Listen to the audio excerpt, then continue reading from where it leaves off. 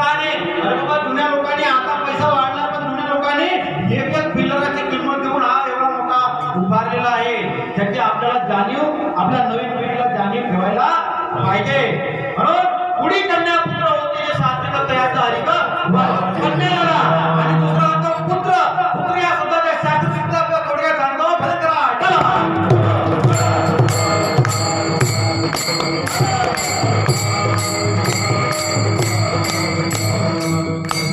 पुत्र.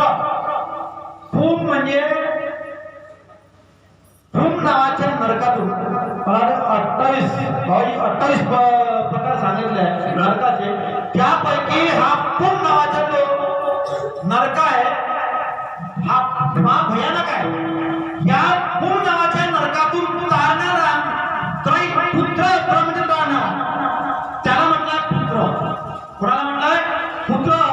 तुम्हाला लक्षात असेल एक भागवतामध्ये कथा आली आहे सगर राजाची. सगर नावाचा राजा होता. त्याला 60,000 मुलं होती. जास्त डोकं लावू नका पण ही गोष्ट दंतकथा नाही. 60,000 मुलं होती ती ही भागवतामध्ये दिलेली. बरोबर आहे बाबा. सगर नावाचा राजा होता. 60,000 मुलं होते. त्याला ऋषीने सांगितलं की बाबा तू अश्वमेध यज्ञ कर आणि त्यासाठी मग काय करावं लागेल तर त्यासाठी तुला एक श्यामकर्ण नावाचा घोडा सोडावा लागेल आणि तो श्यामकर्ण नावाचा घोडा सोड. त्यामागे 60,000 तुझे मुलं जातील आणि ज्याने कोणी अडवलं त्याच्याशी युद्ध खेळतील, पुढे येतील. पुढे असं करता करता ते आले आणि या सगळं 60,000 मुलं तिथे आले. पण हे आले कुठं बार 3.5 गंगासागर. एक गंगासागरला कपिल मुनीचे आश्रम. गंगासागरला कपिल मुनीचे आश्रमपर्यंत आले. पण तेव्हा इंद्राला चिंता पडली. तुम्ही इंद्राची गोष्ट का आपल्या इकडे कशी आहे की आपली सीट खाली का होईल. सगर राजाचा राजा बनला म्हणून त्याने काय केलं या श्यामकर्ण घोड्याला कपिल मुनीच्या आश्रमात आणलं आणि तो तिथून काय होऊन गेला. हे पाहतात सगर ते पुत्र आले त्या ठिकाणी आणि पाहिलं कपिल मुनी ध्यानस्थ बसलेले आहे. काही कोणाशी घेणं नाही देत नाही. श्रीमंत नारायण नारायण नारायण हे चालू आहे चिंतन. ध्यानस्थ बसलेलं आहे आणि पाहलं 60,000 ते आले त्या ठिकाणी सगळं. हे बाबाजी आमचा घोडा बांधला यांच्याशी काय घेणं देणार पडला. काय घेणं देणार का ते अभद्र शब्दात बोलू लागले. त्यांना राग आला त्या रक्षकांना. महाराजांची कपिल मुनीची समाधी उघडली आणि उघडल्यानंतर सांगितलं बाबा काय रे तुम्ही आमचा घोडा कशाला बांधला. हे बांधलं ते बांधलं तू बाकीच्या गोष्टी तुम्हाला माहिती. मग हे बांधल्यानंतर मग काय झालं की त्याला राग आला कपिल मुनीला आणि त्यांनी आपल्या तपोनिष्ठ अभद्र तपोनिष्ठ बिलकुल अंगारूपाने पाहिलं आणि 60,000 त्या ठिकाणी जोडून बसले. तिकडे वाट पाहणारे सगरपुत्र आले नाही. मग आले नाही तर त्या ठिकाणी मग चिंता पडली. तिथे एक अंशुमन नावाचा राजा होता. मुलगा सगळ्यांचा पुत्र होता एक अंशुमन नावाचा. हा अंशुमन त्या ठिकाणी आला. फिरत फिरत कुठे असेल आमचे सगर, कुठे असेल आमचा श्यामकर्ण घोडा असं करता करता कपिल मुनीच्या आश्रमात आला आणि कपिल मुनीच्या आश्रमात आल्यानंतर विचारलं की हा आमचा श्यामकर्ण घोडा इथे आहे. आमचे सगर कुठे आहे, सगर राजे कुठे आहे. तर सगर राजे त्यांनी सांगितलं कपिल मुनीने की हे सगळे माझ्या कोनिष्ठ नगरीने मी यांना गाळून फसवून झाले, दगड झालेले आहेत. प्रश्न पडला. मग त्याने उपाय विचारला की याच्यासाठी काय करावं लागेल महाराज. बाबा यांच्यासाठी काय करावं लागेल तुम्हाला स्वर्गातून गंगा आणावं लागेल. मग त्यासाठी तुम्हाला काय करावं लागेल तप करावं लागेल. त्यासाठी काय करावं लागेल तप. स्वर्गातून गंगा आणण्यासाठी या अंशुमनने ठीक आहे अंशुमनने तप चालू केलं. गंगा प्रसन्न झाली नाही. हा मरून गेला. दुसरा त्याच्यानंतर दिलीप नावाचा राजा होता. तो दिलीप नावाचा राजाला त्याने तप चालू केलं.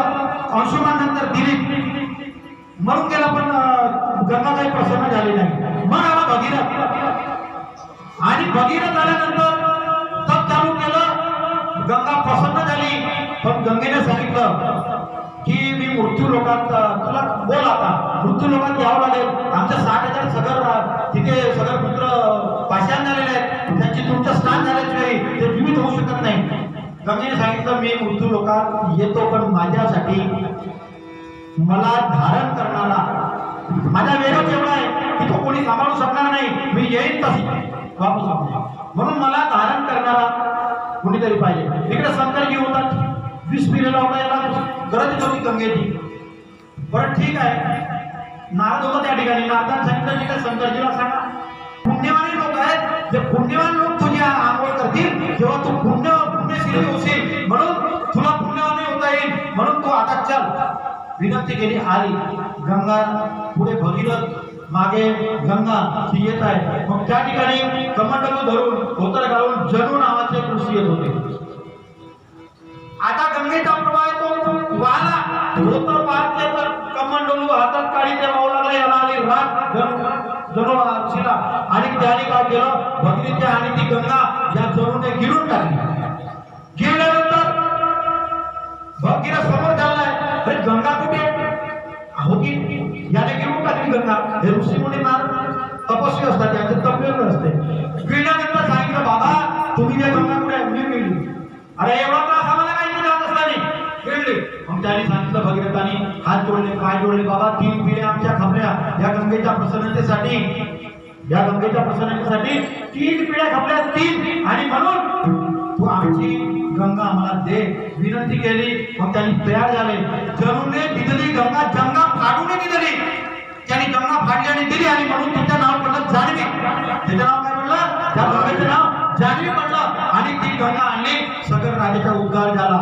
हा भगीरथ उद्धार करणारा कोण होता, भगीरथ. मग पुत्र व्हावा तर भगीरथासारखा तपस्वी, पुत्र व्हावा तर शिवाजी महाराजांसारखा सूर, आणि पुत्र व्हावा हनुमंतासारखा भक्त. म्हणून पुढे एकची पुत्र माये पोटी, हरिस्मरणे उद्धरे पुढ कोटी. धन्य धन्य धन्य धन्य जन्माला भगीरथ, गंगा आणून पूर्ण केले मुक्त. मग पुत्र असावं तर कसा असावा, भगीरथासारखा. मुलगी असावी तर भागीरथ तो कहे किंतु गंगावन की गुण गाती है. भागीरथ तो कहे किंतु गंगावन की गुण गाती है. आज स्वयं गायत्री माता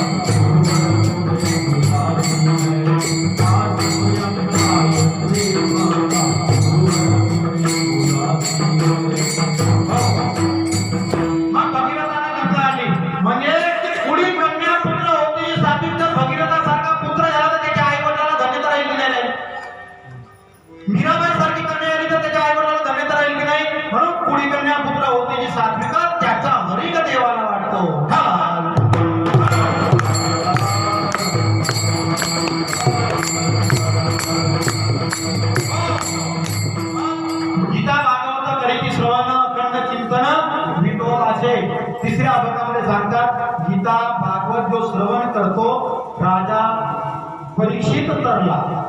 7 दिवसा राजा परीक्षित तरला.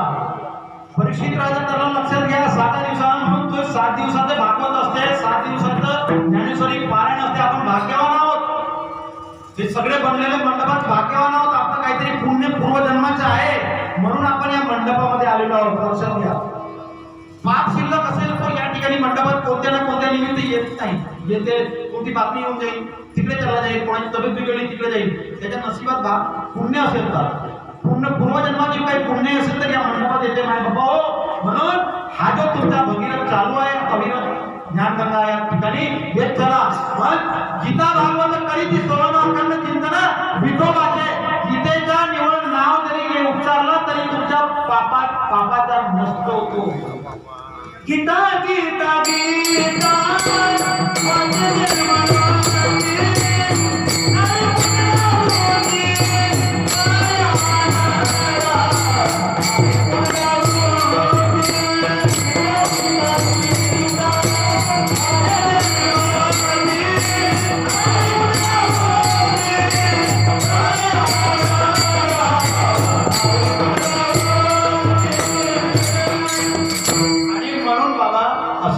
कीर्तनात येत जा. तुम्हाला पुन्हा एक गोष्ट सांगतो. मनुष्य किती या जगतात मनुष्य किती श्रीमंत